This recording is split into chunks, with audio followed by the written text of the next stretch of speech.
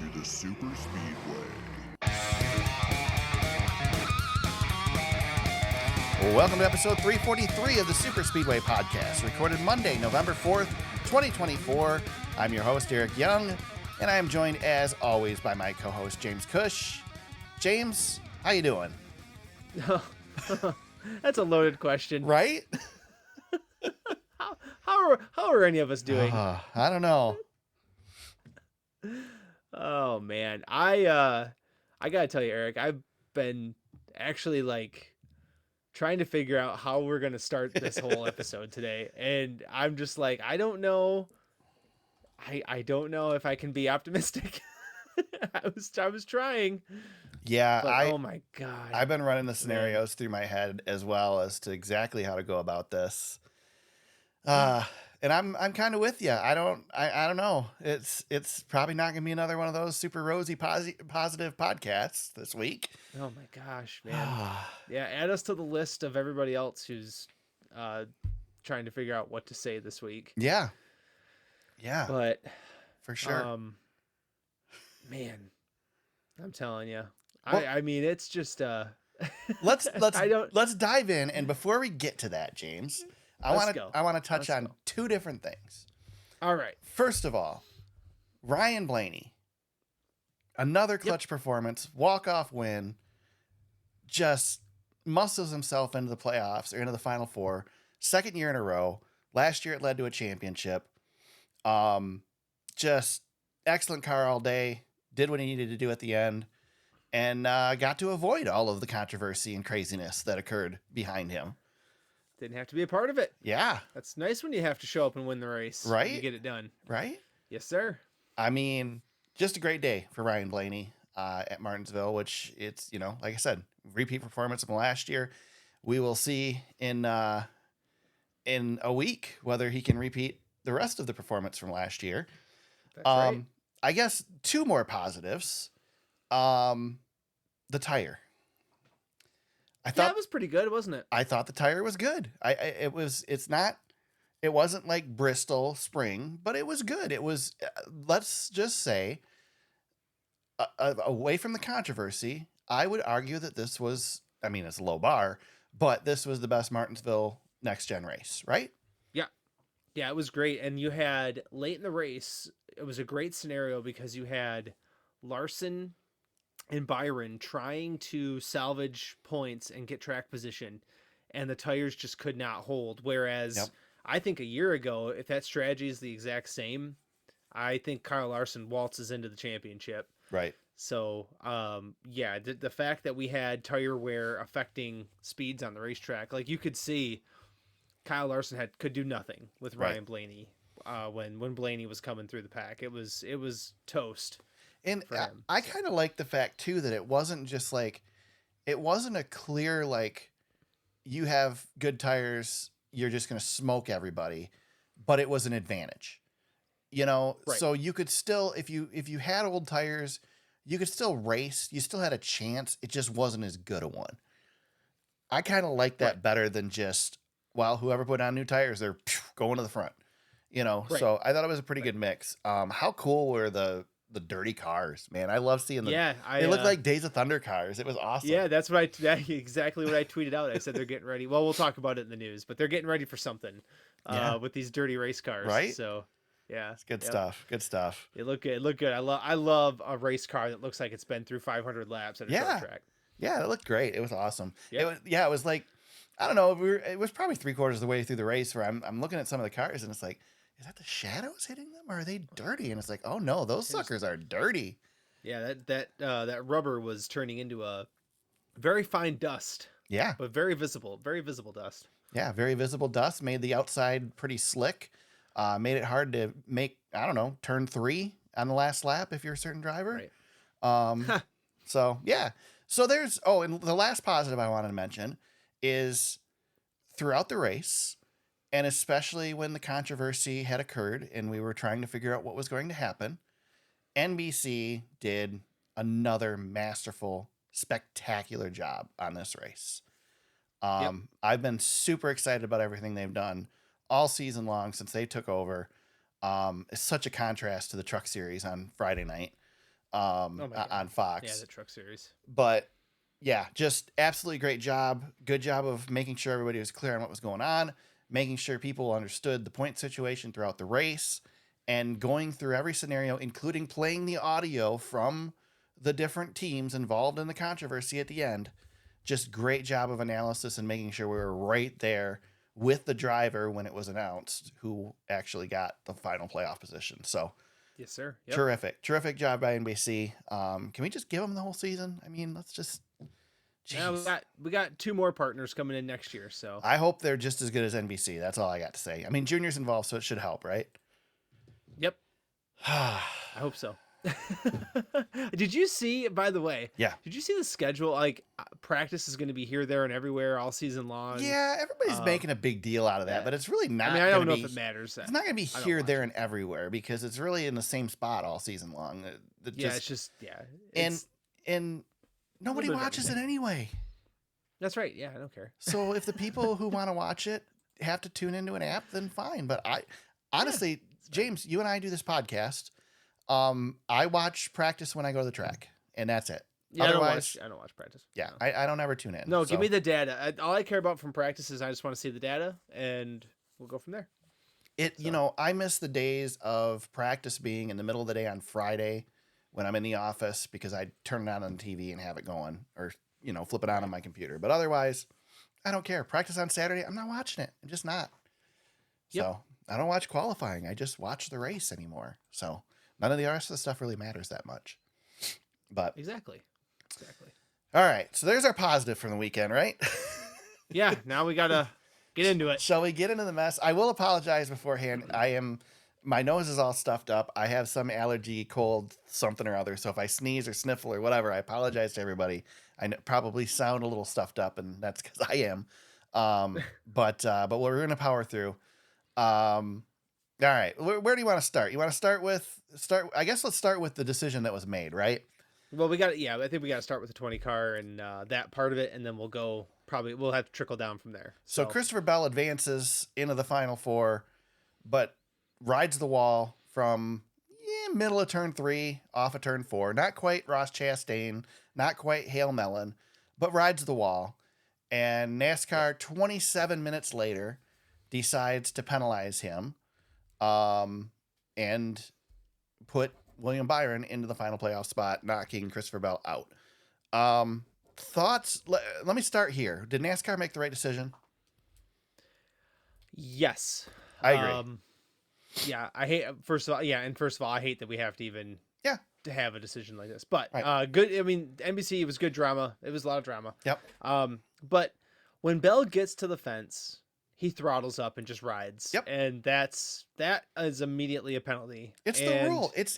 I mean, I guess it's not black and white because they didn't write the rule, but they said that this was what was going to get penalized.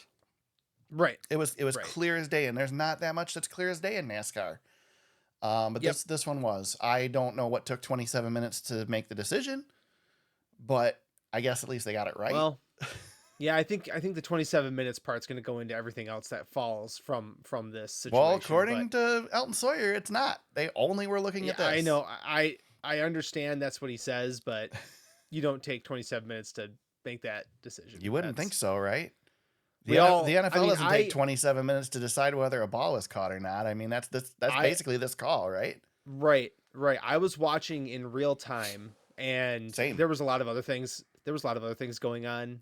And as soon as I saw him riding the fence in turn 4, I immediately tweeted, "You can't do that. Right. Like, you cannot do that. That's a wall ride. You can't do that. He's out." And I'm sitting there waiting, and I'm like, "Oh my God, what is taking so long?" And as that is happening, as going back to your point, Aric, we've got NBC talking about Bubba Wallace, and Bubba Wallace dropping position, saying he's got a problem, and then you see the extended replay, and with whatever was going on with Bubba, I think we have our opinions on that, right?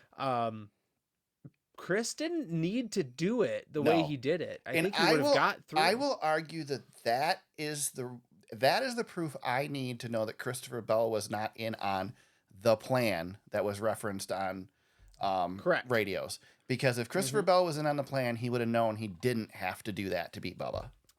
Correct. So Yeah, he panicked. Yeah, he panicked. Absolutely panicked. He's like, I just got by him. I'm gonna do everything and just gas it. And if he would have just if he had just taken a second to straighten the car off the wall and then go, he'd have been fine. Yes, he in that moment did the same. Well, it's not the same thing as Austin Dillon at Richmond, but he made a split second decision judgment call that took him out of the playoffs. Right. The same in the same way that Austin Dillon did, although Austin wasn't winning that race if he didn't hook Hamlin, but regardless, they made split second decisions in very peculiar spots, and it took him out of the playoffs. Bell knew it because you could tell by how he was knew reacting when he got out of the car.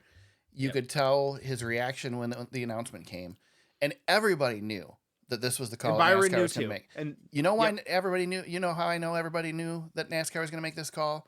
Because when they showed the video, they had the side-by-side cameras of Bell and Byron, and behind Byron is every single NASCAR reporter in the universe, and nobody's behind Bell because they all know that Byron's going to get the call.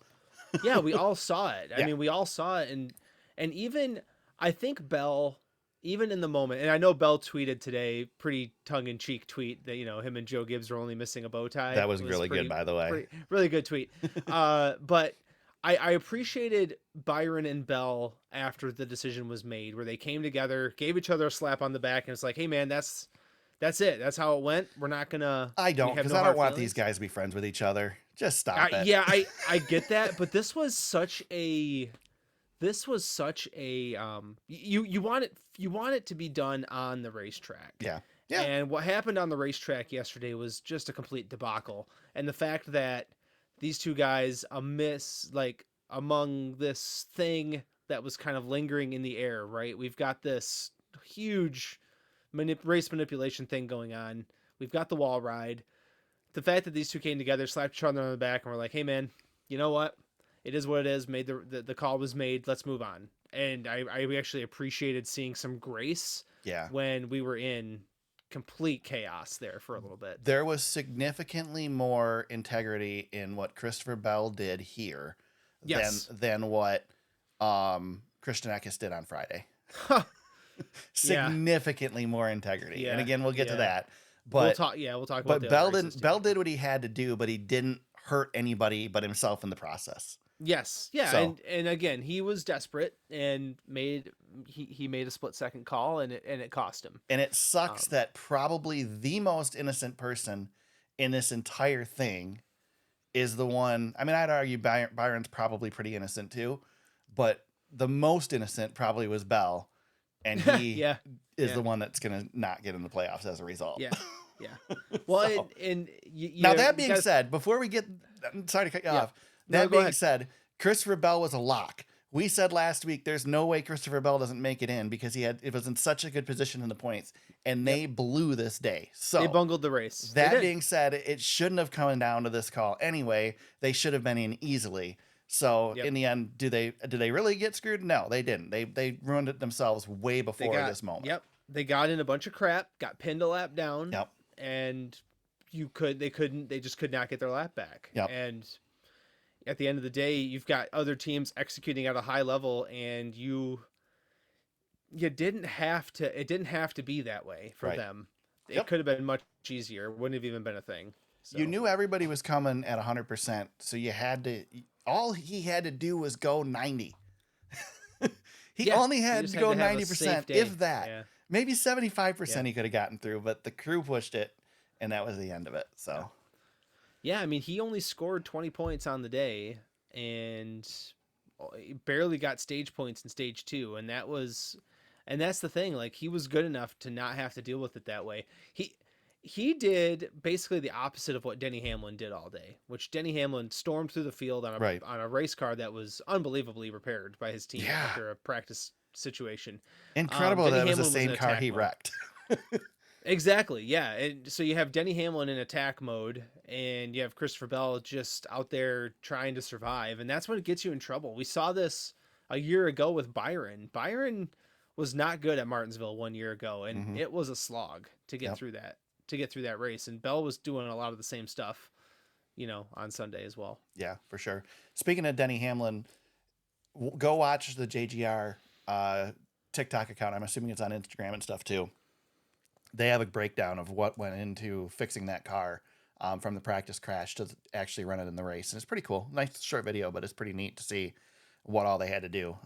Just incredible that they were able to pull that off. You wouldn't have done that with the old car. That's a next gen benefit right there for sure. Yep. When it's all bolt on, you just bolt off the broken parts and bolt on some new ones and you're good to go. So, but still a lot of work, good stuff that they got that done and had a pretty decent car. I mean, he finished 5th with it. So, well, he was threatening. Yeah, he was threatening. Just wasn't quite good enough. Nobody was as good as Blaney was, period. Blaney was going to win that race. No, Blaney closed hard. I mean, Chase was really good most of the race. And then Brad Keselowski, really good. But Blaney, when it came down to closing it, he was coming on like a freight train. Brad is underrated good at Martinsville.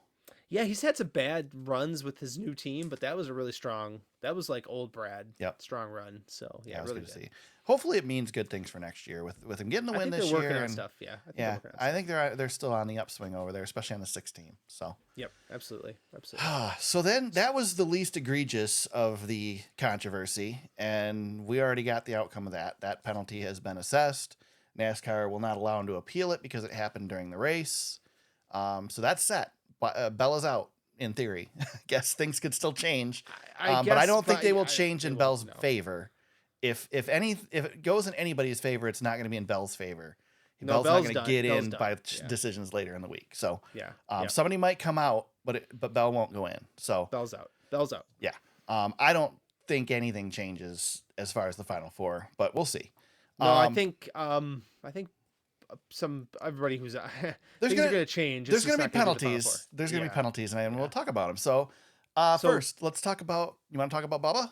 Yeah, I think we should talk about Bubba, and then we'll talk about the Chevrolet part of this. So Bubba has a tire issue, supposedly. So he says. Yep, with 3 laps to go? Yeah, well, Denny claims with like 5 to go, he almost spun out, and then he said he was spinning out going into the turns every lap.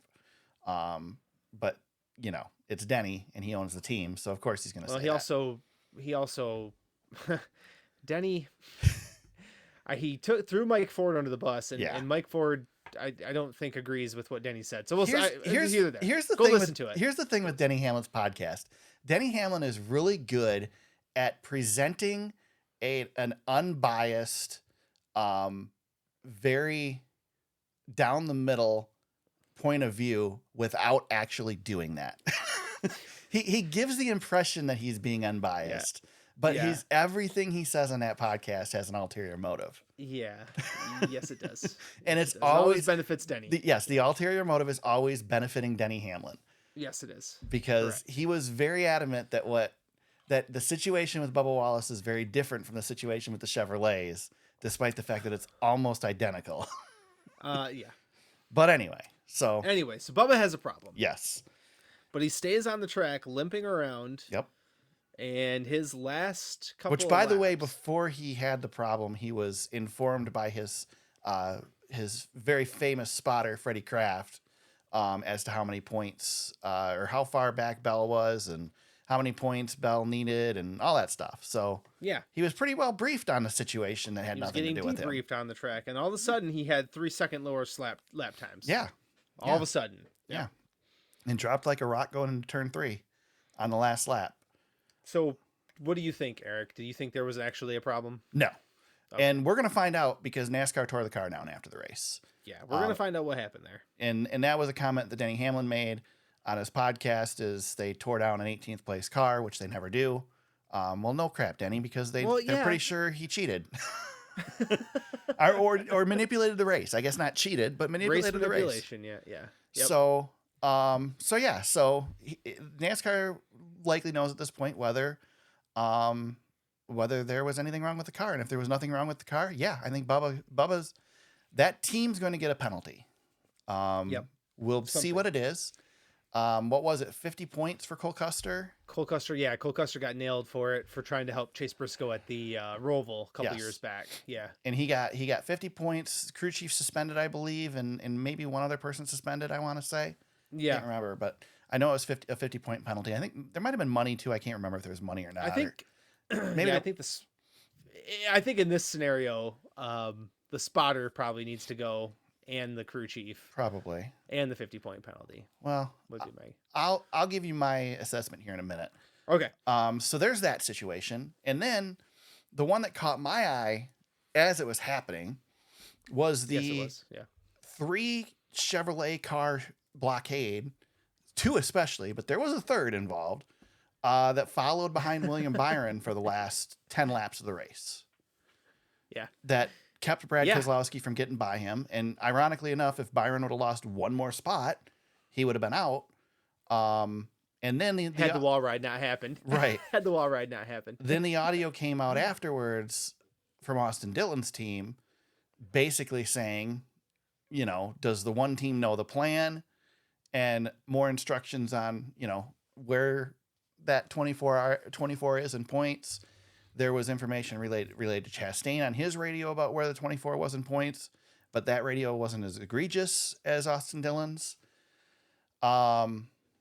So yeah, And Austin Dillon's radio was consistent throughout the entirety of the race. Starting the race, the video starts with with the team going over the situation. exactly. Now So- Carson Hocevar has gotten off of this scot-free, but he was there as well. You got 2 cars running side by side.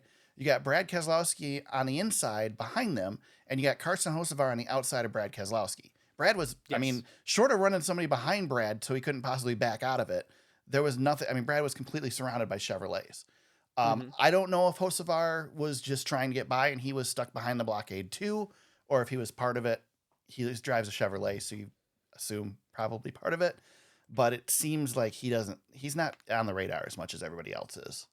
So I don't know. I don't know that Hocevar gets anything from this. No, because he wasn't leading Hocevar doesn't really, it doesn't matter what he does, Right. honestly, because you've got 2 Unless guys there's who radio traffic that says, well, but you have 2 guys who are trying to pass for position. yeah, Hocevar's kind of, he's there, but he's not trying to pass for position. He's so far back. The 3 and the 1 could have gotten by Byron and Yes. therefore Brad and Joey and so on and so forth. The Byron was dropping. He was struggling. He had old tires. yep, They took a gamble to get up and get that position on the track. And again, old Martinsville probably doesn't matter, but Right. in this race, the 24 needed help, and help he had. And we're watching it, and I texted you this earlier today or yesterday. I don't know. We've been messaging a lot. right. You didn't need to hear the freaking audio. No, it was Watching really the race, obvious you're what like, happened. Yeah, you're just watching the race, and all of a sudden you see Dillon, and Dillon's not going by, and it's like, well, Dillon's obviously faster. Right. And then He caught him when no Ross- problem, and all of a sudden he Right. can't get past him on Right. a day when And then- people could pass. Exactly. And then Ross gets there, and then for sure, Ross Chastain will do what Ross does. No, Right. he holds serve, and I'm like, okay. Yeah, as was I'm weird. watching it, I'm like, I saw Dillon kind of like, I'm like, wow, Dillon's really not trying. And then Chastain gets up there. It's like, okay, good. Chastain's going to go and make a run at it. And then Chastain like for a lap, I'm like, oh man, he's just got to get a little bit more. And then I'm like, wait a They're minute. not racing. No, they weren't This racing. ain't real. Yeah, they were not racing. And somebody, and here's the thing, man. I feel gross about this whole thing. Yeah. Now, it's hard because it all happened and it's all terrible. And when Christopher Bell did the wall ride, it kind of negates some of this, Right. but it doesn't because it happened. This Yeah. was happening on the track. Now, throughout the history of NASCAR, there's always been give and take on the racetrack. Kyle We've Petty had- says that manufacturers have worked together all the time. What the fuck Well- has Kyle Petty got to do with this? Sorry, I had to put it in there. Thank you for playing that. You're welcome. Yeah. But, Eric, you think about it, rules have changed because drivers are giving up position on the racetrack. And the big one that comes to mind is we have the lucky dog now. Right. And remember, there was a time when the lead cars would we'd all race back to the line. And the lead cars would all just start slowing down, and the leader would be out front by 5 seconds, and then would just start hitting the brakes and slowing down and letting guys get laps back. to do Unless them there a was somebody favor. that they didn't want to get a lap back, and then they'd race them. Right. And then they'd race really hard. Right. But you let guys get their lap back because it would pay off for you on the road. Right. Right? Mark Martin's one lap down and Dale Jarrett's out front. Well, Dale Jarrett would, maybe they're both racing for Ford. Here, Mark, I'll give you a lap back. You can, just remember that for me, would you? And that was one thing. Then we've got manufacturer orders on the super speedways, which is driving me crazy. Yeah. It's been driving me crazy. Mm-hmm. But then you get something like this where you've got a police escort letting William Byron advance to the championship 4. Yeah. And God knows William Byron is one of my favorite drivers out there, but I don't feel good about how that all went down. I really don't. I really, really don't, because I cannot believe, especially with the case of Ross Chastain, I cannot believe that the orders came down from God knows who. Maybe God himself. I don't know. Right. Rick Hendrick? Who? I don't know. The fact that somebody is powerful enough to make Ross Chastain back down, right, makes me feel really gross. Are you saying almost nice things about Ross Chastain? Yes, because that is not how Ross Chastain races. And I think that, to me, it's just appalling. Yeah. That you got guys who should be racing for position and trying to do everything that they can to do the best for their team, but you have manufacturer orders making sure that one guy gets in. And yeah, I'm going to root like hell for William Byron to win the championship, but I'm going to think, if he does win a championship because of this, it's going to have a little bit of a smudge on it. Like, that trophy's going to have a little dollop of smudge, because you've got this was just, I felt gross about this, and I'm watching it for what, Aric? What was it, 15, 20 laps? I'm like, oh my God, this is not cool. I did not love any of that. It was terrible. So let's be clear. You and I are in agreement that a line was crossed as far as manipulating the finish, right? Yeah. Okay. Yeah. Okay. Yeah. So my question then becomes, how do you fix it? How do you solve this? We have a system that's designed to have these Game 7 moments, to have people do whatever it takes to get in, to get that win, to get that point, to get that position. And you have a system that's set up to make it close like this, so that this doesn't happen organically anymore. It happens all the time. Small sample We're sizes. going right? to see this. We're going to see this at every cutoff race. Yep. And especially at Martinsville, we're going to see it. A track that's primed for this, by the way, because it's a short track and there are opportunities to do this sort of thing. So how do you fix it? Do you change the system? Do you issue penalties? What do you do? What's your solution? What do you think? Well, listen, I love having a playoff. Yes. Now, that being said, like, we need to celebrate the big time moments. Like, we've had some really big time moments with the playoff. 100%. Ryan Blaney on Sunday, that was a monster moment and should be celebrated. The problem is, when you have it built like this, you can't even celebrate the greatness that you had from that 12 team, because you are dealing with the Chevrolet manipulation, the Toyota manipulation, and it's just a hodgepodge. Right. It overshadowed everything that Ryan Blaney did, because, like you said, Aric, it's manufactured. It's not organic. What Ryan Blaney did was organic. What William Byron, how William Byron advanced was manufactured. Right. Again, the Christopher Bell thing happens. It's not as big of a deal, but it's still a big deal. I tweeted last night that I love the format. I love the playoffs because it creates excitement. This is way more exciting than any system we've ever had. Yeah. But at what point does integrity become more important than excitement? Exactly. And what we had yesterday was drama, not excitement. Right. Not good racing. It was just drama. And to have a system in place where, Aric, let's be real here. For a lot of this playoff run, we've had to turn to the officials and look at them and say, with our hands out, like, what do we do here? Is that a problem, though? Do we not do that? We're trying to be more like stick and ball sports. Do we not do that in the NFL, the NHL, the NBA? Yes, but we shouldn't. That's not the best part. That's not the best part of those sports. But is it inevitable? You're going to have officials take, make calls and take steps at times, right? Right. But I mean, you're a football fan. Yes. You like the NFL. Yes, I do. How many NFL games come down to an officiating call? Right. And the ones that the games that end with officiating calls, how are those always handled? Right. By Well, the media. In This the was end, terrible. In right? the end, though, they, get in the Super Bowl and nobody cares.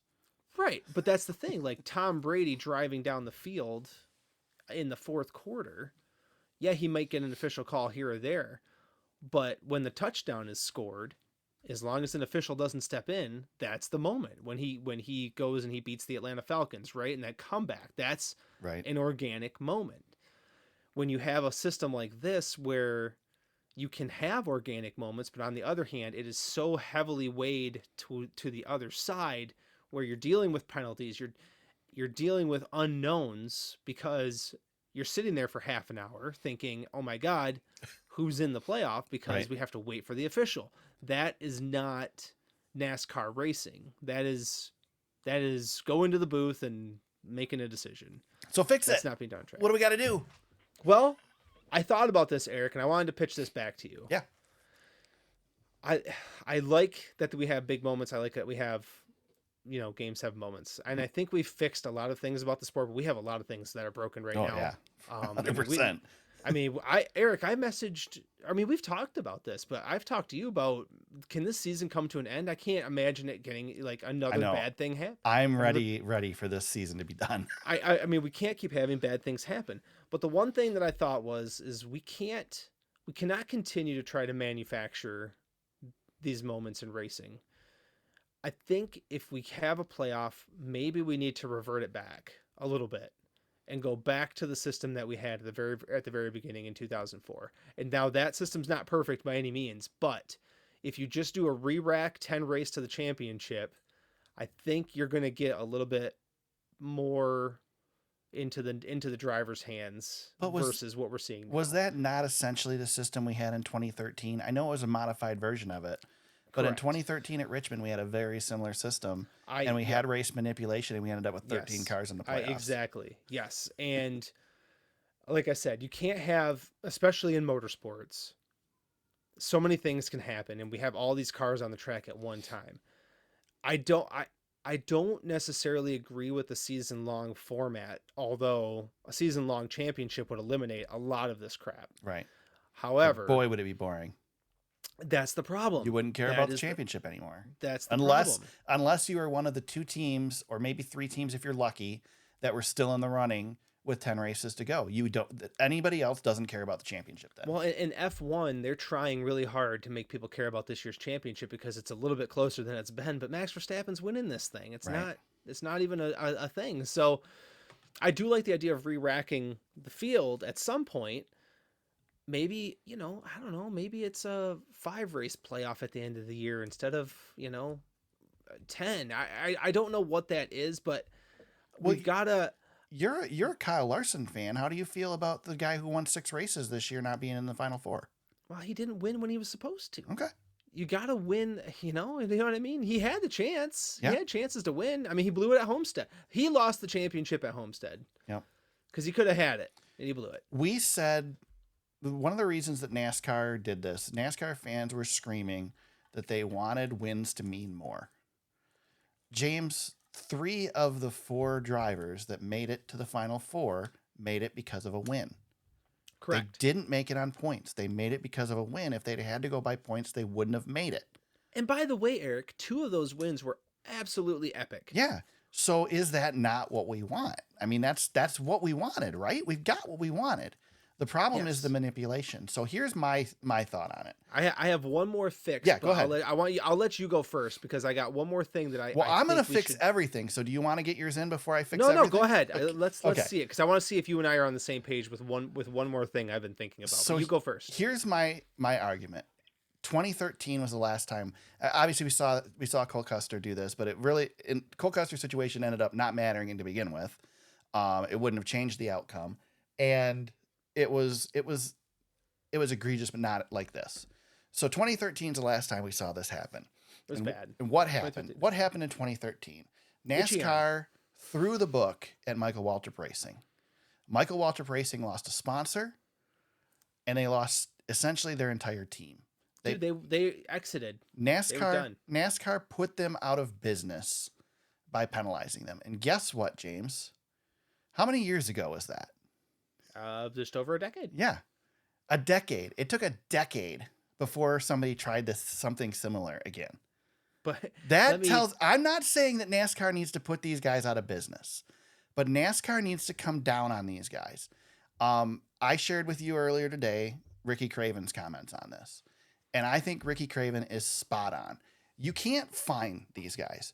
You're going to fine Richard Childress. You're going to fine Trackhouse. You're going to fine 2311. What's going to happen? Chevrolet's going to say, "Hey, we got a guy in the playoffs. We'll pay your fine. No biggie. Like, who cares?" So that doesn't matter. You can suspend the crew chief. You can suspend the spotter, but does that really matter? That doesn't matter. You can take points away. Yeah, that's kind of a big deal because it affects their earnings next year, whatever. But I think you suspend the crew chief. I think you suspend the spotter. I think you throw a big points penalty at them, and I think you suspend the drivers. I realize that Bubba Wallace was doing what Bubba Wallace was told to do. Austin Dillon was doing what he was told to do. Ross Chastain, it's not their fault that it was done. But if you want to get their attention, that's what you do. You sit them next week. All three of those drivers sit out next week. And that's it. You get everybody's attention. They go, whoa, we can't be pulling this crap because NASCAR is going to do this sort of thing. You have to make the penalty hurt enough to discourage them from doing it in the future. That's my thought. I was gonna push back on you at first because I didn't think about how penalizing them into oblivion might work. I think you're pretty good at being right here. I think close. The problem is I don't know if you can penalize like Hendrick Motorsports into oblivion. They're so powerful. Yeah. I actually think in this case that's the problem here is that Hendrick Motorsports isn't going to get penalized. Well, and they won't get penalized at all because I don't think you can pull Byron out because you're not going to put Bell back in. So what do you? And then so then the next guy that goes in is Larson. So Hendrick still wins. Hendrick always wins, man. But I don't want to get too far into conspiracy land because I think it's hard to think if we're ever going to learn how much more we're going to learn about this. But if I had to guess, Chevrolet and Hendrick, they're very tight.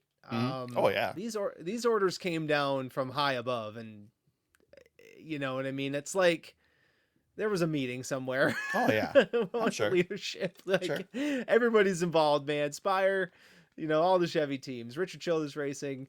I hate to say, like, I don't want to sound like Rick Hendrick is God ruling over everything, but I don't fully believe everything that Denny Hamlin says.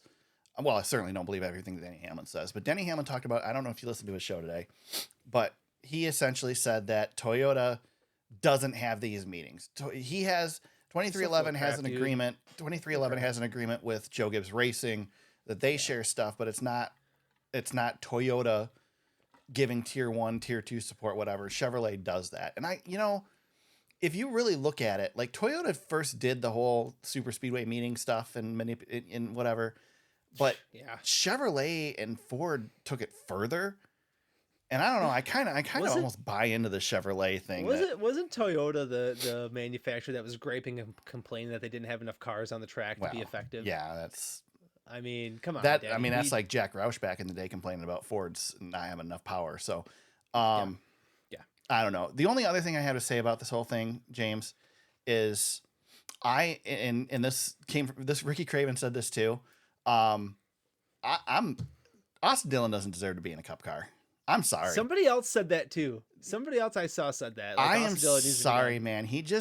This guy is so irrelevant and yet has found a way to make himself in the middle of every single controversy this season. He's affected the playoffs twice this year. Yeah, 3 times. Yeah, well, yeah. That's I mean, true. it wasn't his fault at Homestead, but it's still he affected it at Homestead too. He was in there, yeah. He stuck his nose in there. Yeah. He does not deserve to be in a Cup car. I'm sorry. I'm over it. I am completely over Austin Dillon. Aric, are you ready for my one more fix? I think you're gonna love this. I'm excited. You're gonna love this. I think it's time. I think it's time we take spotters. Let me say, you guys, you know what? You had a great run. We're taking you off. No more spotters. We can do this. We can do this with DVC guys are going to be pissed. Oh yeah, I know. I mean, seriously though, why couldn't you have a NASCAR can't. We can't have NASCAR as spotters because they can't spot a freaking tire on the racetrack. We'll get to that. I know I'm costing some guys jobs here, Yeah, but we could reassign them.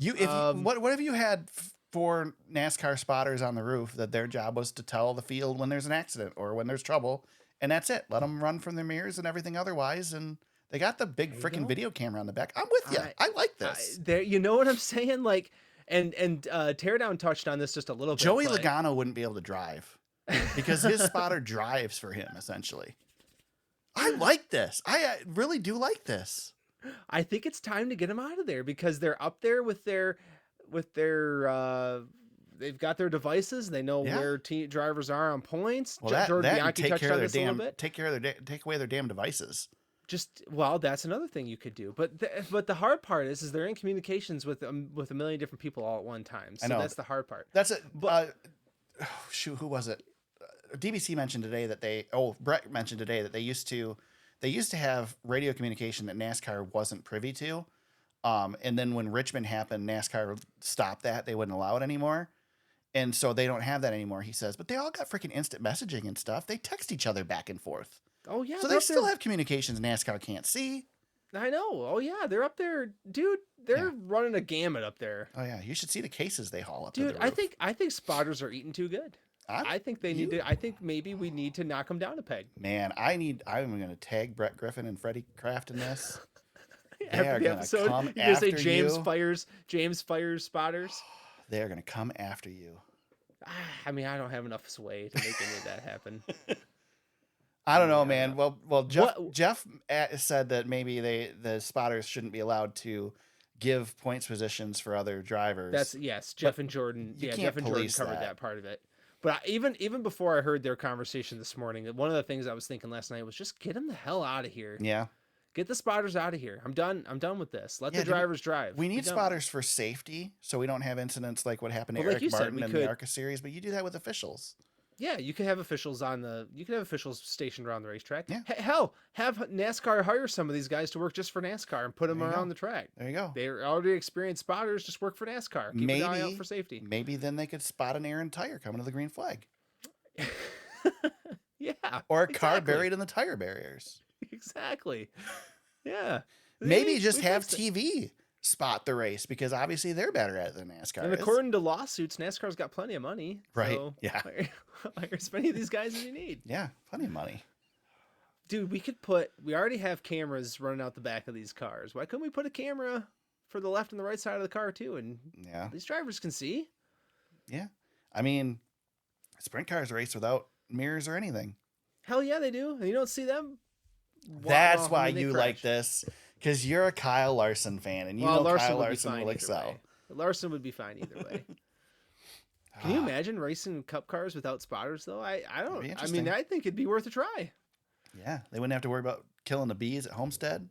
Or Daytona and Talladega, might be interesting. I don't know. Yeah, that is pretty interesting. Daytona super speedways would be way different, wouldn't they? Oh yeah, they would. Way different. Can you imagine? Oh, dude, there'd be wrecks at the super speed. I mean, there is now, but there'd be wrecks. I mean, NASCAR's already outlawed some of this. Remember when the drivers could talk to each other? Yeah. That was your era of going to the Daytona 500 back when it was tandem. Yeah, that was pretty interesting. Drivers were talking to each other all the time. That was wild. Yeah, it was. That was wild stuff, man. We've been talking so long that my computer just went to sleep. That's how long it's been since I've touched the keyboard. Oh man. Well, yeah, it's I tell you though, Aric, do you think NASCAR is going to issue penalties? Do you think there will be penalties? Yeah. I think the 1 team, the 3 team, the 23 are all going to have long off seasons, I think. I think they're going to get 50-point penalties and probably lose a crew chief. I think that's all that NASCAR is going to do. I don't think they're going to do more. I don't know if Ross will get as big of a penalty as Austin. I think if I don't know. I think if I had to guess, it was still pretty blatant. Yeah, I think the 23 and the 1 are going to get 50 pointers. They're going to get hammered. I think the 3 spotter is going to be gone for another week or 2 or 10. Yeah. That guy needs to learn how to keep his mouth shut. Yeah. He's already been suspended.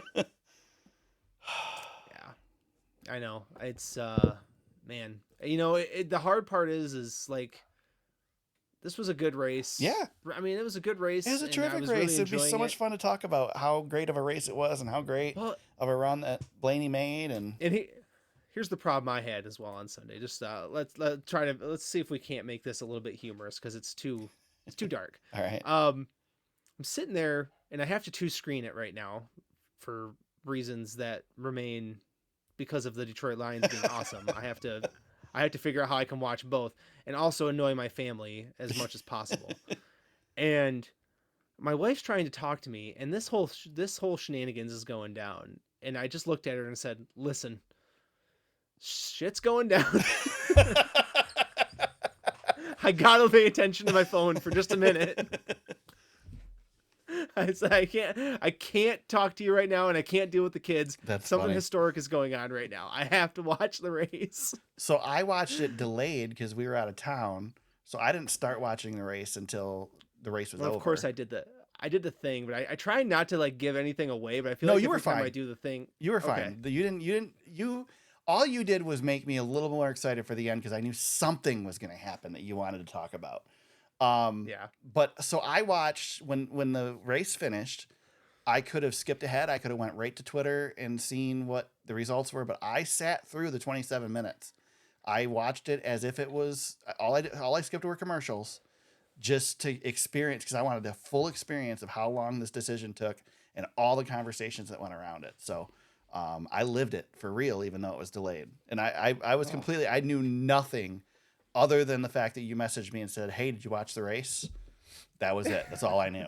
So It was agony. I bet. I can just imagine. agony. Dude, And I the was ready. Lions were- I was ready to podcast. Like last night I messaged you jokingly and said I could record tonight. And if you'd have said, "Yeah, I could too," I would have been on. I would have signed right in, dude. We could have done the podcast last night. I know. It's probably know. a little bit better thought through today because I was pissed last night. I can't. I was keep ready to doing be these done with two-a-days. NASCAR last night. Yeah. I was literally ready to say, cancel the podcast. I am going to find a different sport because I am fed up with this crap. Well, that's why I messaged you guys like, "Oh man, I feel icky about this." And the whole weekend was this way. Yeah. All of Martinsville was icky. And then I'm like, I can't keep doing these 2-a-days. My football team is finally my entire life, like my football team is finally good. And I'm so excited next week that the Lions have the primetime game after the race. I'm just like, at least I can separate the two of them. Cause oh my God, I don't know if I could live another few more weeks like this. But the fact that I keep ignoring my family and my wife's just looking at me from the couch going, "What are you doing? Your kids are trying to talk to you." I'm like, I don't care about the kids right now. I'm sorry. Yeah, I'm in delayed mode next week again too, so I won't start watching the race till I it's am a over. terrible father. I'm a terrible father with these 2 screens going at one time. It's not good. It's just not productive for me. Oh my God. Well, let's talk about the other Anyway. officiating thing, James. Yeah, that yeah. really got drowned out by this whole situation. But Well, it didn't matter at the end of the day, I don't think. no, but- in the end, it didn't make but a it difference. does in some way. Yeah. Well, it would if somebody hit the tire and sent it in the grandstands. So Kyle Busch loses a tire on the parade lap coming to the green flag, loses it in turn 3. NASCAR waves the green flag. They go, about 100 feet, and the caution comes out. Yeah. And when the caution comes out, NASCAR says, "Well, we had a restart. Now we got to go by the last scoring loop," and completely reshuffles the field, changes the lead position. Ryan Blaney was pissed about this because he got screwed on this deal. Yeah, he did. Thoughts on this, James? Any thoughts? I just don't know why these keep getting missed is my thing. That's the biggest thing is if we'd have just realized it. But can't you just say, so here's the question. What was it? It was, I don't remember what year it was, but the year that we had the wreck coming to the green at Talladega when we were doing one attempt at a green-white checker, right? And we had the wreck coming to the line, and NASCAR says, "Oh, nope, that wasn't a real restart. Let's do it again." Yeah. And what did they do there? They didn't reline everybody up. They just said, "Okay, back where you were," right? Right. So why didn't we do that here? Why is it different now?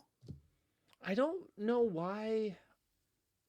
I understand it's kind of bang bang on some of these calls that happens, but it's like Would I don't know. would anybody have been upset if they said, No, complete restart. Go back to where you were.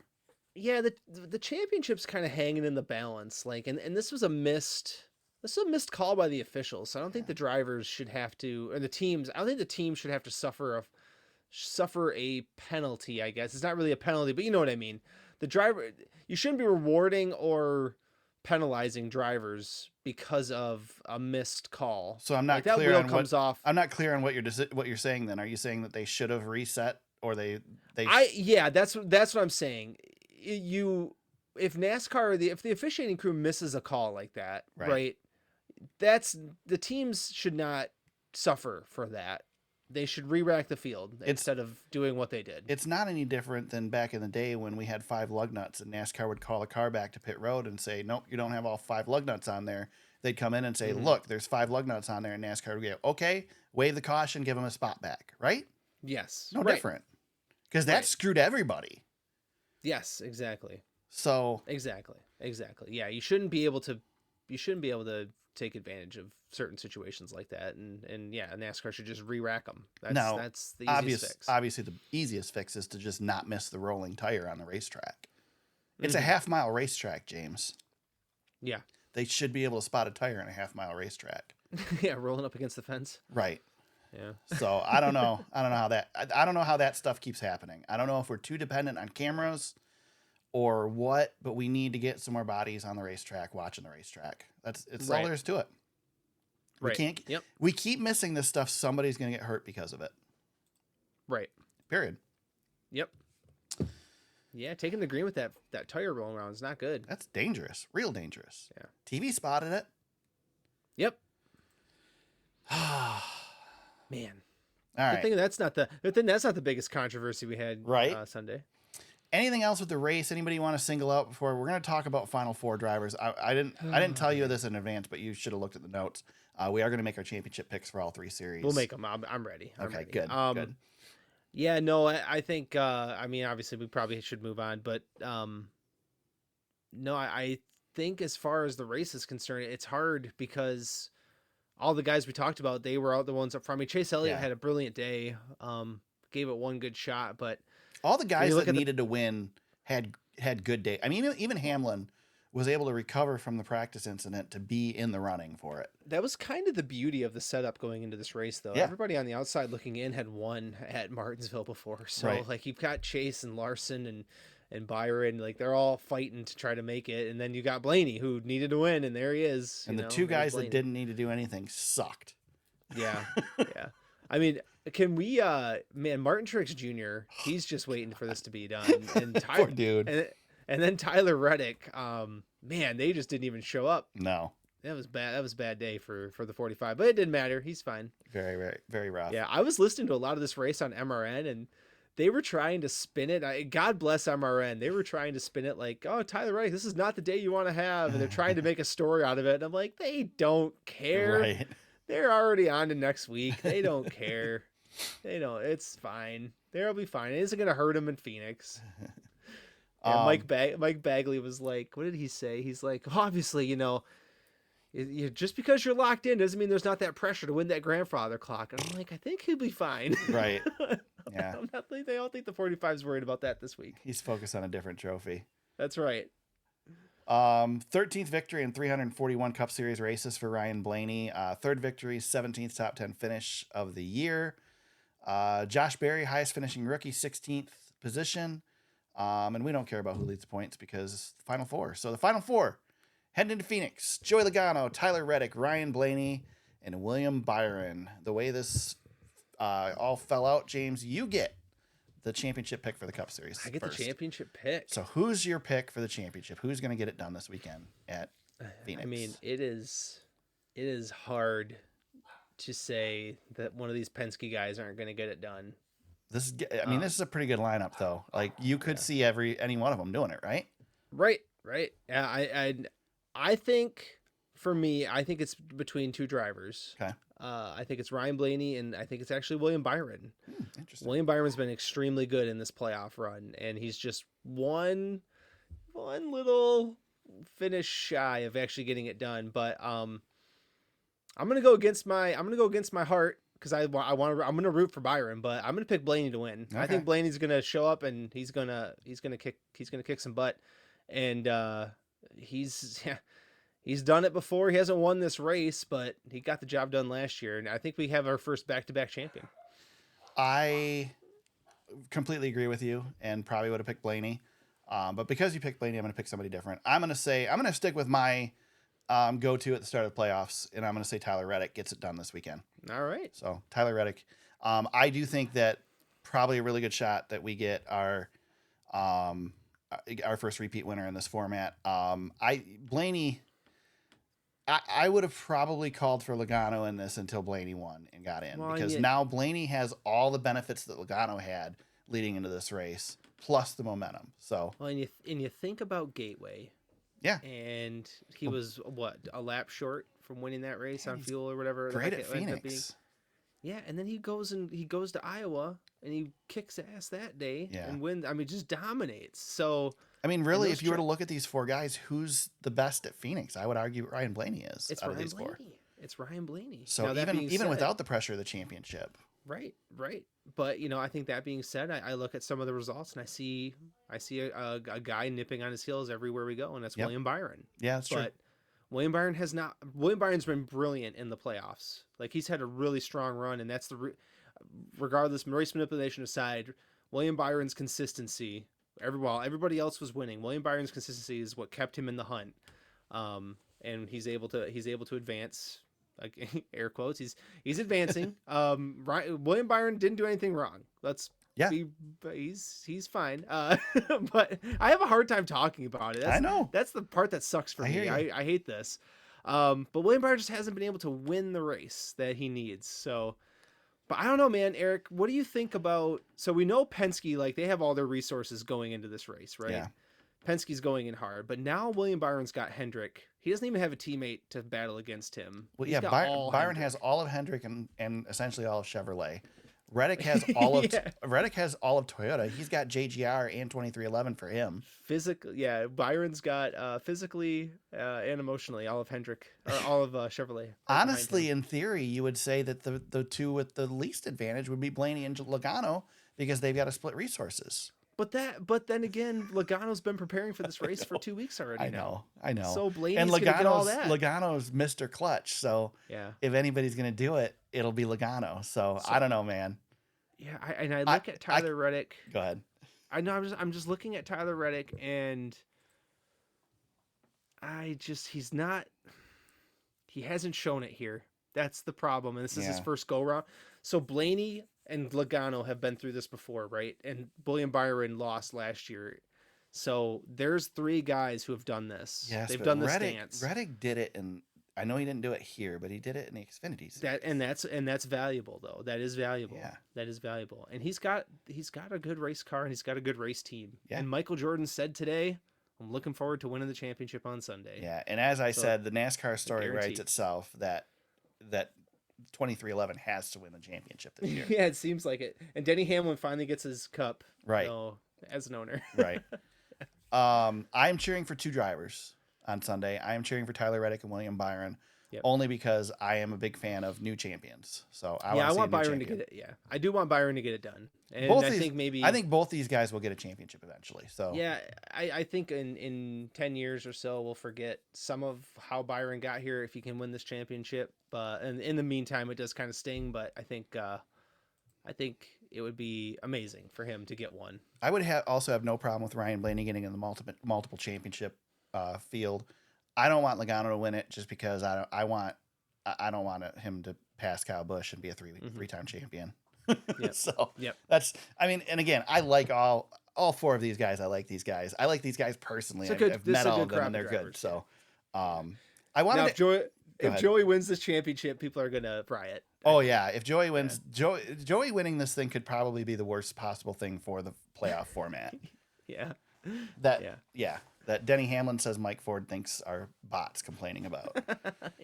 Speaking of Denny Hamlin, I know we don't need any tangents because we've already talked for an hour on this. But really quick, we'll do this really fast. Denny Hamlin brought up something interesting on his podcast today we were talking last week, I think it was last week, about there not being enough star power in the Cup Series. and Denny and his co-host kind of went down the hole or the rabbit hole of the parody issue, that because the parody is there, that it disallows somebody to have that larger than life figure because nobody can win enough to take that. Like, and I started thinking about it. It's like, okay, let me think of the stars of the sport over the years. They're all, other than Dale Jr., and even Dale Jr. won a lot, but they're all really winning race car drivers. You know, I view Jimmy Johnson as otherworldly because of what he did. Jeff Gordon, you know, was Dale Earnhardt. I mean, Mark Martin, these guys that were larger than life figures won a lot. Yeah. So he might have a point. Maybe the parody is a bad thing for our stars. You need a, I hate to say it this way, but you need a villain out there at times. And Dale Earnhardt played the villain, and Jeff Gordon played the villain at Rusty times Wallace too. played the villain. Rusty Wallace was a villain. DW was a good villain. Yeah, and everybody loved Mark Martin, right? Because Yep. Mark was the underdog. Just couldn't quite get it done. Yeah. And then remember, it was fun to root for guys even in Jimmy's era. Like, it was fun to root for like a Carl Edwards.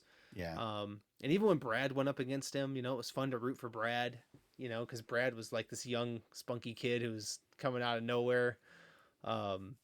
And hell, even Kyle Busch. I mean, the way he won a couple of them, he was kind of an underdog that first one too. Yeah. Couldn't get it done. But you gotta have a villain out there, and it's hard. We don't really have, like, Denny Hamlin wins a lot, but Right. you know, I don't know if he's like a complete villain. A lot of people still like Denny Hamlin too. So Yeah. we just need Kyle Busch to get back to being angry Kyle Busch again. That's right. That's what we need. That's what we need. That was fun. And Everything. NASCAR Xfinity Series, the National Debt God. Relief 250. Aric Almirola gets the win.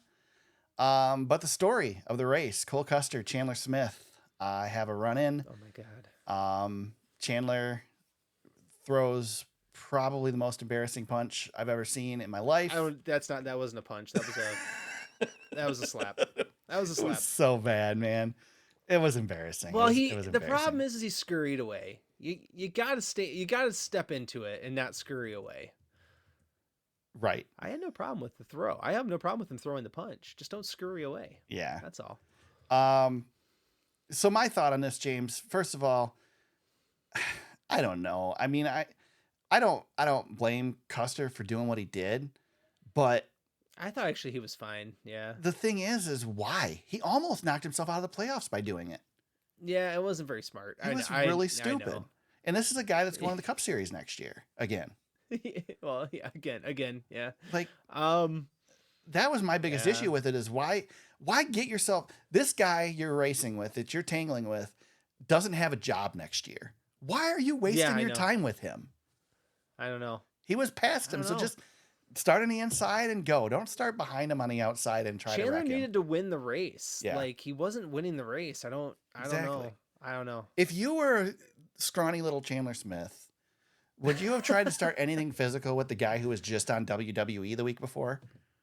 Cole Custer's a big guy. He I guess I is. didn't realize he's that big. Yeah, He's he's got some short Ryan and Newman stout, in him. man. Yes, very Yeah, very he's got Ryan some Newman. in him. He's I got think that mustache. He's built up a little bit lately too. Like, he's bigger than he used to be. He's bigger than he Yeah, was back Chandler- when he tackled Nemechek. Oh God, yeah, that was good too. I forgot about that. He's got some rage. Yeah, in him. Chandler. I know. Well, Chandler. That's why I said I can't believe Cole didn't just crush him. Yeah, he just but laughed at Chandler him, which was scurried even away. worse. Yeah. So bad. Yeah.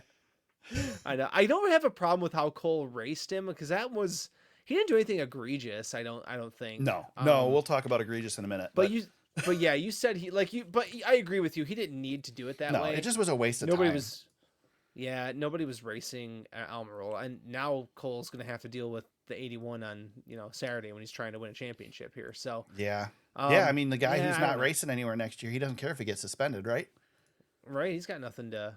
I'm sure Chandler will find a home somewhere. But yeah, Yeah, me too. I think so yeah, too. but yeah, that was unnecessary. I don't know, unnecessary. But I mean, everything else we saw this weekend was so bad. I Right. guess this was probably the lightest of the Yeah, for sure. egregious things. For sure. So your Final Four in the Xfinity Series, AJ Allmendinger Austin Hill, Justin Allgaier, Cole Custer. I get the first pick on this one, James, and I think it's a two-horse race. I think it's a two-horse race. I am going to take the guy that is finally going to get it done, and I'm going to go Justin Allgaier. Took my pick. He is my sentimental pick. I also think he will find a way. He'll find a way to blow it, but me too. Yeah. He's my pick. I want him to win it. I'm rooting for him. Well, if you're gonna pick, you're gonna take the heart pick because that's the one I wanted. I'll go. Oh man, I guess I'll go with my brain on this one. I don't know. I'll take Stone Cold. Yeah. Cole Custer to repeat It's probably he's gonna done be Cole. He's gonna be really good here again. But boy, there's a part of me like if AJ Allmendinger wins this thing. I'm not going to be disappointed. Would love to see. He's not going to win this thing, but I would love to see AJ. No, but man, would that be a fun celebration if he did. Do you think Austin Hill's got a chance? Yeah, he does. He wins races, man. I know it's far and few between here lately, but Austin Hill wins. I feel like Austin Hill had I mean, he just won. So no, I'm thinking he might have the least amount of pressure here. I don't kind of think I don't think anybody expects him to win it. So he doesn't have that on his shoulders. Like Cole Custer, he is expected to repeat, right? You expect Cole Custer to win it. Justin Allgaier, all eyes are going to be on him because he's had so many opportunities and hasn't been able to get it done. AJ is probably pretty low pressure too because he's going to Cup next year. But you know how AJ is. He's passionate. Not that Austin Hill isn't. But I just feel like Austin's probably the least pressure of the four in this battle, which might bode well for him. Yeah, so I'm looking at the results from the spring race at Phoenix for the Xfinity Series. Austin Hill was the best of this group. He finished 4th. Cole Custer was 5th. AJ was 18th. And where's Justin Allgaier? Uh-oh. I think he wrecked. Allgaier? I believe he wrecked. I think he ran up front and then wrecked. Yeah, he did. 29th. He was crashed out. How many laps did he lead? 50. Nope, 25. Well, there you go. So I think he ran up front and he wrecked. Yeah. So, Chandler Smith won the race, by the way. Yeah, there you go. So I don't know, man. Austin Hill's got as good a chance as anybody.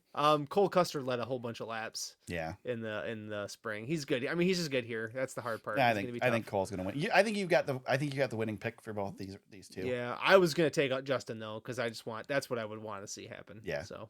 Yep, same. That's my sentimental pick on this one. Mm-hmm. Him with AJ Allmendinger in a close second. Because I love AJ. AJ's a good dude. Yeah. Truck Series, zip by now, pay later, 200 at Martinsville. Christian Eckes picks up the win. But obviously the story in this one was him and Taylor Gray. Eckes doesn't need to win to lock in. Gray does.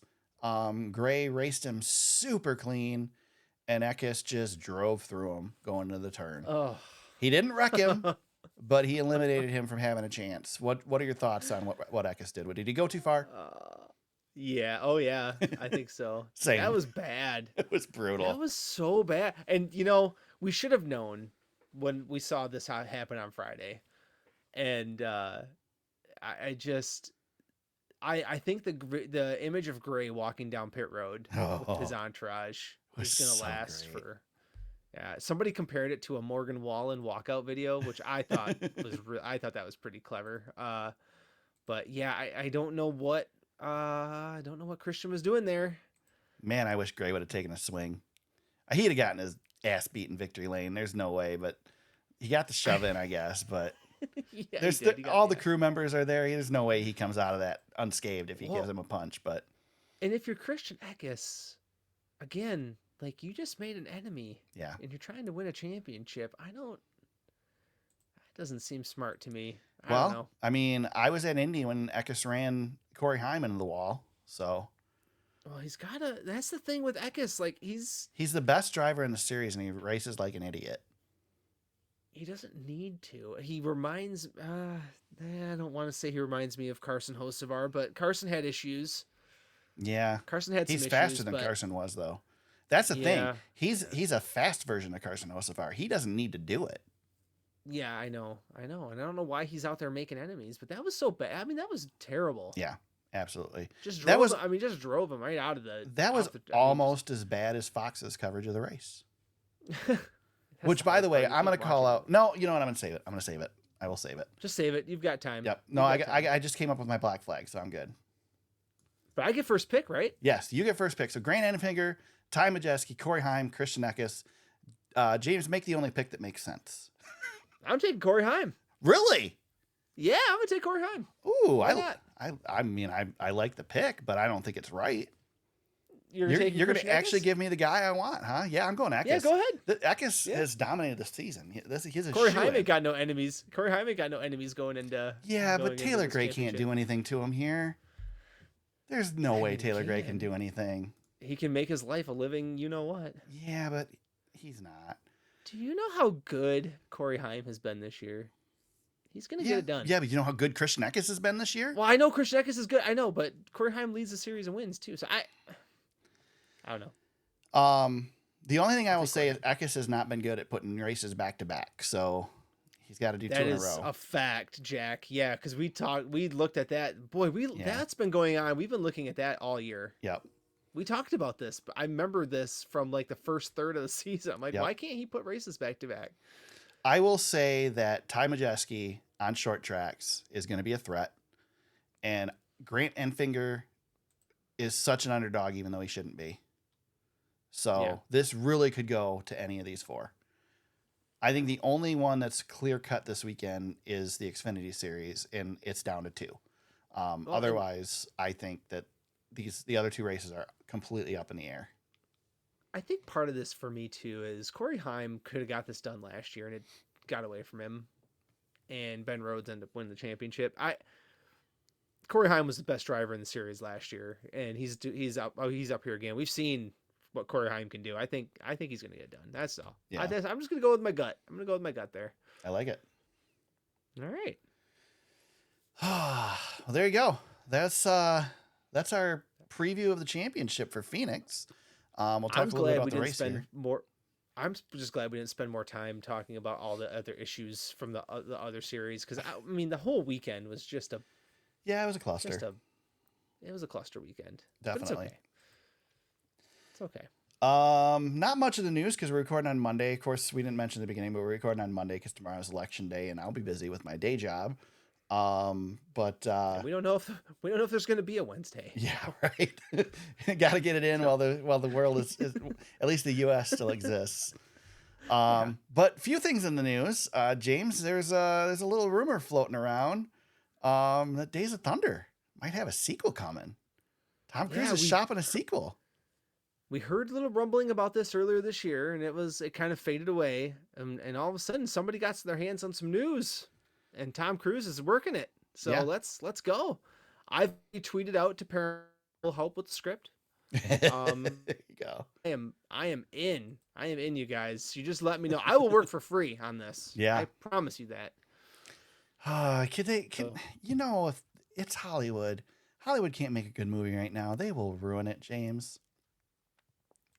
They will ruin Days of Thunder. No, they made Top Gun better. They can make Days of Thunder. Days of Thunder's hard to. I mean, that's the pin. So Yeah. I already have ideas in the head of what this can be. I assume it would be Cole. Tom Cruise. It'd be Cole Trickle retiring, right? Yeah. Yeah, it's got to be. Well, Cole Trickle. Cole Trickle's got 5 cups at this point.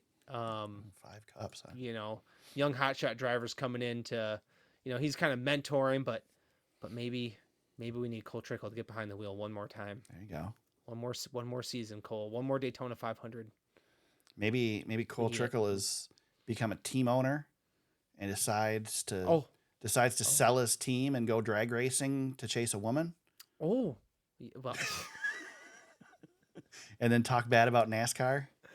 No. In my world, it worked out with the doctor. Oh, okay. He's still with Nicole Kidman. No. I just wanted an opportunity to throw Tony Stewart under the bus. Sorry. No. What Cole's going to be doing in this one is he's going to be still driving for Randy. Was it Randy Quaid? Yeah.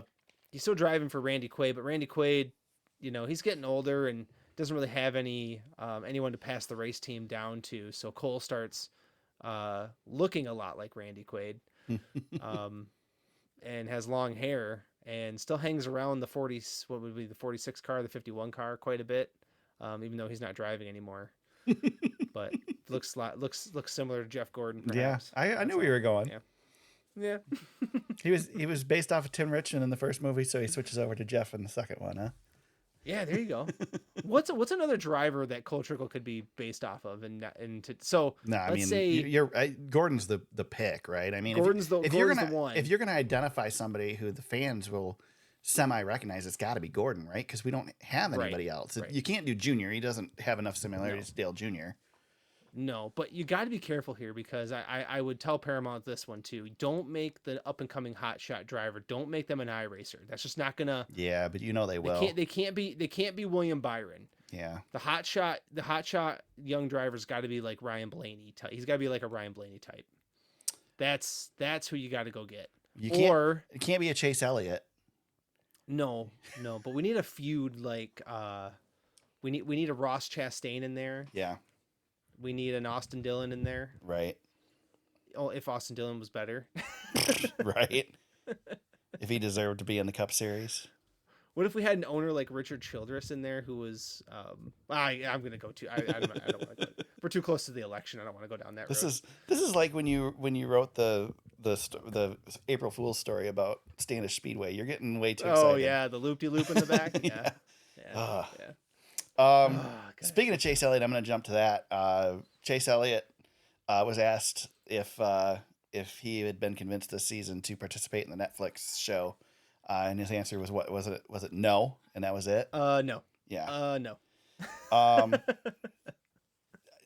This guy sucks, man. I'm sorry. You're the freaking most popular driver. Do something. Do something to help the sport. Yeah. God, his personality is awful. He reminds me of the old school driver. There's an era of driver, and I'm gonna throw some of my favorite drivers in this bucket as well. But those drivers from the 2000s, man, they took from the sport and did not give as much back. And Chase Elliott is of that ilk. Yeah, he takes a lot more than he gives back. This is the difference between Chase Elliott and Dale Jr. Is Dale Jr. appreciated everything he had and he continues to give back to the sport. Chase has given nothing. I don't know why I'm probably wrong. He's probably done all kinds of great stuff behind the scenes. Well, I know he's not. Yeah. From a public standpoint, he's the most popular driver. He should be doing this stuff. I understand, like, he's probably done a lot of good things for, like charity, things like that. But as far as like fan engagement and things like that, like I don't know, he's got work to do here. Maybe NASCAR, instead of being worried about putting do not sue clauses in their recent contract, should have put something in there about having the drivers do something to help the sport, help promote the sport. Yeah. Did you hear him talk about his trophy? Did you hear about this? No. He says he hasn't seen it since 2020, and he gave it to I'm just gonna say he gave it to a museum in Georgia, and has not seen it, has not had it in his possession since he won the title. Oh, jeez. And I'm just like, I know I feel like you're trying to be cool, like, hey, this doesn't matter, I'm cool. Yeah. I just don't know, man. I feel like you got people like fans, right? You've got fans, and man, they would give anything to have that lifestyle. Right. And to see somebody not appreciate it that much is on the outside. I'm sure he does a little bit, but that's a product of what we've got today, though. I mean, we talked about it last week. It's a product of what we've created here. Yeah, and Chase, remember, Aric, he was so Larson, like Larson's all over the place, right? Larson's running dirt all over the place. Right. Remember Chase was doing some of that and he just stopped. And I don't know if it was him breaking his leg and he caught too much crap about that from the snowboarding accident. I don't know. Yeah, he's very insular now. Yeah. That disappointed me a lot. Now, I couldn't give a crap less whether he's in the Netflix show, but just his unwillingness to participate and even discuss it is just obnoxious. Yeah. It is. It sucks.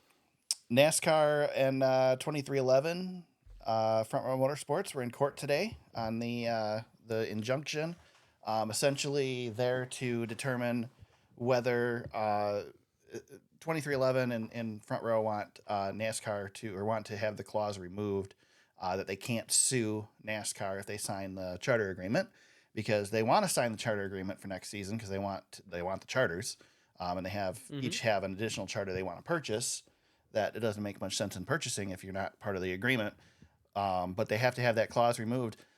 Heard some interesting things out of the court today. Obviously, no electronic media or anything allowed in there, so reporters that went shared some details afterwards. But sounds like probably by Friday we'll know more on this. We didn't get a decision today, so nothing final came out of it. We got some interesting nuggets today, but yeah. What not much? Tell me, you were talking a little bit before we started. I know what they are, but go ahead. Yeah. So Tyler Reddick and then some of the sponsors for 2311 have a clause in their contract that if the team is not chartered, they can walk at any time. So Tyler Reddick, if this injunction doesn't take, he's going to be a free agent, possibly. Could sign with anybody. So that is interesting. I mean, there's nowhere to go, but I don't know why he'd leave. No, even with them being uncharted, I guess. I don't know. No, because it sounds like could be a problem. Sounds like money wise, they're still going to do what they can to pay everybody what they would get paid anyway. So yeah. And then NASCAR's lawyer. This is my favorite quote.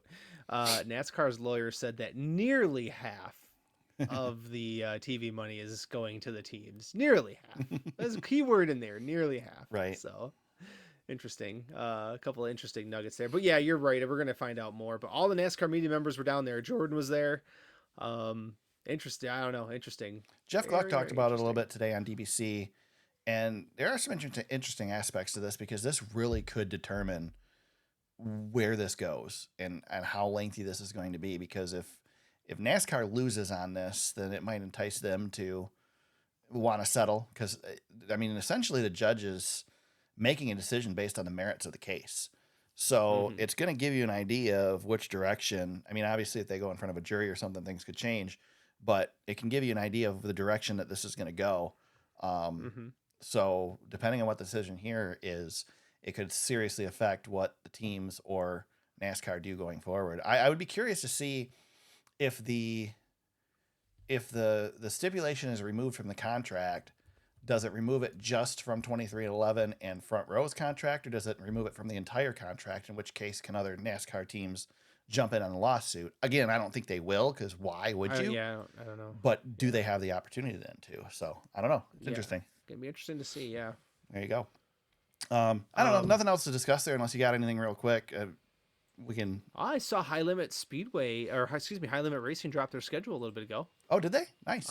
They are their coming to too. Michigan, Eric. Oh, where are they coming? They're coming to Michigan. Butler Speedway. Oh, okay. Butler's a good track. That's barely in Michigan. Yeah, that's way down there. That's almost That's almost Indiana. Yeah, I almost had to cover a race down there this year, but ended up not doing it at the last minute. Yep, it's like in between. Like it's way down there. It's in between Ann Arbor and Kalamazoo. It's it's barely in Michigan. Whenever a series like that puts a schedule, I'm like, oh, are they going to come by us? Well, not coming to Tri-City Motor Speedway, right? Well, I was just going to say the tracks by us are in big trouble. Yeah. So, Butler. The one track by us was the former version of that series, a lot of money still. So yeah. But yeah, Butler Speedway, Saturday, May 31st. Nice. So I don't know if that's a Larson possible race or not, but that'd be cool. Anyway. Cars Tour announced their schedule too. That went out. They got one TBA date on there. So that'll be interesting to see what that is. 2 races in North Wilkesboro. What's that? I love a good TBA. Right. That's one of the best because you're like, ooh, what's that going to be? Yeah, unfortunately, the Cars Tour doesn't come far enough north for it to be too enticing and too exciting for me. But still, I wish they came up here. But anyway, so I thought there was one other thing too, but that kind of covers it. Any checkered flags for you this week, James? Boy, this is a tough week to hand out checkered flags, man. Right. Well, you already talked about NBC's coverage. I will say, you know what? I was listening to, so Tony Stewart's been on the rounds, and as we know, this is the last week for Stewart-Haas Racing. And I thought Stewart-Haas Racing has been doing a very good job with like they're calling it their last lap and sharing like all the paint schemes and all the trophies and all the, I don't know, just the high moments from the series or from the team. And it's really sinking in that team's not going to be around. I saw Rodney Childers posted his last picture from the office. He won't be going back after today. So, man, it was a good run for Stewart-Haas Racing, and it sucks that it's closing down, but maybe just a quick shout out to those guys. They had a really good run in Martinsville. Chase Briscoe was really good. Ryan Preece was up there for a little while. So, Stewart-Haas Racing coming to an end, but trying to go out classy, hopefully. There you go. So shout out to them. It's a good one. I already mentioned it, but just shout out to NBC for terrific broadcast on Sunday and all season, all for their entire portion of the season. Bummer that they've only got one more race left this year, but excited that we'll have them back again next year. And like you said, hopefully the new partners can learn from them and not from the other guys, and have do a good job as well. So there you go. Yeah. Black flags. Any black flags, James? It's a tough way. Boy, just the NASCAR playoffs. I think right now, okay, there's a black flag on the NASCAR playoffs. I think we need to check. I think we need to check it a little bit. All right, NASCAR playoffs. I'm going with TV on this one again too. My black flag goes to Jamie Little. Oh no! It's for an exchange on social media today. So she shared out. Actually, it was not today. It was a couple days ago. She shared out Let's Go NASCAR Trucks Racing in FS1, shows the clip of them at the beginning of the race, introducing the race, standing in front of what looks like Martinsville Speedway behind them. And somebody replies, "Are you in front of a green screen?" And she replies, "Nope." Which she's not lying, but she's very much gaslighting. Because no, they're not in front of a green screen. They're in front of 6 television monitors that are displaying the racetrack in the background because they're in the Charlotte studio, not at the racetrack broadcasting this race. And it really irritates me that they're going to gaslight everybody into thinking that they're at the track. Just answer the question correctly. You know what he's asking, Jamie. Don't do this. I'm so over this truck series and the way they're covering it. It's just a travesty. And somehow they managed to get the entire series again. I hate it. So I know. There you go. Jamie Little gets it for me this week. Sorry, Jamie. I love you, but don't gaslight people. Yep. Phoenix Raceway this weekend, James. It is championship weekend. All 3 races are the series championship. There's no sponsors or anything to go with it. Sunday, 3 p.m. for the Cup Series. Saturday, 7:30 p.m. By the way, Cup Series is on NBC. 7:30 p.m. Saturday on CW for the NASCAR Xfinity Series. And the NASCAR Craftsman Truck Series Championship is Friday, 8 p.m. on Fox Sports 1. I get the pick for the Cup Series this weekend. And, James, you can pick a playoff driver. You can pick a non-playoff driver. I'm just going to stick with my pick from earlier. I'm going to say Tyler Reddick wins it, and we go back to the winner wins the championship. So Tyler Reddick is my pick this weekend. All right. Well, I'll go right along with you. I'll say Ryan Blaney wins the race, wins the championship. He gets the job done this year that Ross Chastain denied him last year. He will get it done. That is about the only thing Ryan Blaney could do yet is win the championship and the race in the same day. So yeah. But yeah, that was a fun post-race interview. When they asked Ross they asked Ryan why he hit Ross and if it was on purpose, and he was like, "Damn right it was on purpose." Speaking of that, did you see his response this weekend in the media center when? Yes, I did. Yeah. It was good stuff. More words that are not safe for children, but yes, yes. Blaney, his excitement getting out of the car after winning that race, and then just immediate exhaustion was just happy it was Ryan awesome. Blaney. Awesome. Yeah, happy Ryan Blaney's the best. Yes. So is the angry Ryan Blaney. He's pretty entertaining as well. Well, yeah. On the radio, definitely. Yes. Radio Ryan Blaney is good. How'd Fantasy League go this week, James? I didn't even look at the results of that. Oh my gosh. Well, Team Justin won, and second place, the KB Show. Oh, wow. Yeah, Nice. look at you. Nice. Finishing strong. Not bad. I finished third. I beat you 2 But I weeks in only a row. gained 2 points. Yeah. But I only gained 2 points on Green Eggs and Hamlin. So 1 race to go for the championship. I am down 95 points. I don't even know going how into many the you can make up. championship. You can't make up 95, can you? It's possible, but it's going to take a complete catastrophe. So, yeah, Dang. I don't know what to do strategy-wise. I don't know if I just need to go completely off the board and try to hope for a miracle. That might be the only thing I can do, I think. Yeah. Pick the opposite of everything that's probably a favorite would probably be the only other thing I could try. But yeah, it's not impossible, but it's impossible. I'm So, still waiting for the day that all 4 championship drivers wreck going into a turn, and yeah, maybe this is the year, the way things have been going. could be. This might be time. Do you think we'll have a This might clean be weekend time. this weekend? Yeah, I think so. No controversy? I hope so. Same here. We can't afford it. Same here. I don't want to can't come back afford and do this discussion again next week. No, God, no. God, no. But I do think for the overall standings for the Fantasy League, I think we're all set here for the top 3. Green Eggs and Hamlin 1. I am 2. Team Justin's pretty much set. He's 3rd by 300, 200 and some odd points. So, Aric, you can still catch Ranger for 6th. Just letting you know. It's possible. How many points am I behind? It out there.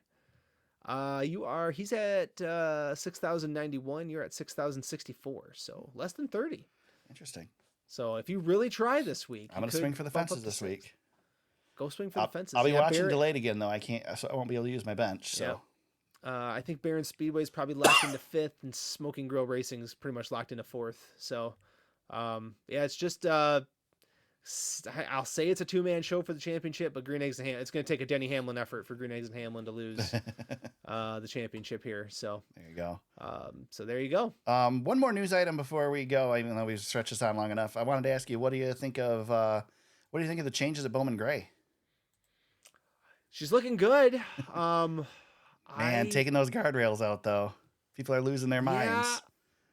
I'm sure the locals aren't very happy. So if you missed it, the iconic red and white guardrails are being taken out at Bowman Gray. They've been removed at Bowman Gray. They're putting concrete walls in, safer barrier, and catch fencing, which is something that Bowman Gray hasn't had. Yeah, you've got to if you're going to bring the big show into town. Like, this is the price you pay. That's what somebody said. You bring the big series in, you also bring the big lawyers in, and you gotta appease them. So yeah. It is what it is. It sucks, but I hope they do something cool with the walls and do a nice retro look. What do you think NASCAR would probably? Honestly, I'd love to see them take those walls and do the red and white stripes and put some like fake rust in there and just make it really. You can make it look good. Yeah, make it look real. Make it look like it used to. NASCAR does a good job of that stuff. Yeah, like I'm not like. Who cares? Yeah, your guardrail's gone, and you can be a traditionalist about it. But I mean, you're getting the Cup Series date, like, right? Settle down. Yeah, I don't know. Major exposure. Well, we've talked about this with Berlin, right? Berlin Raceway famously has no wall in the backstretch, right? But like, if you were to bring the Truck Series there, for example, like, you might have to consider something like that. That's the price you have to pay.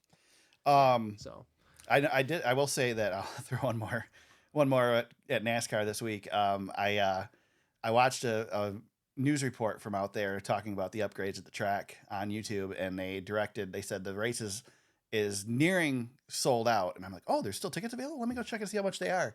So I went to the website, which is I believe it's I don't know, it's like NASCARclash.com or something like that, and you get a 404 error. No. That's probably why. Yep, maybe. So good stuff. Good stuff. James, where can people find you on social media if they want to hit you up during the week? At James Cush on Twitter. You can find me at TSuperspeedway on Twitter. You can find us on Facebook at facebook.com/TheSuperspeedway.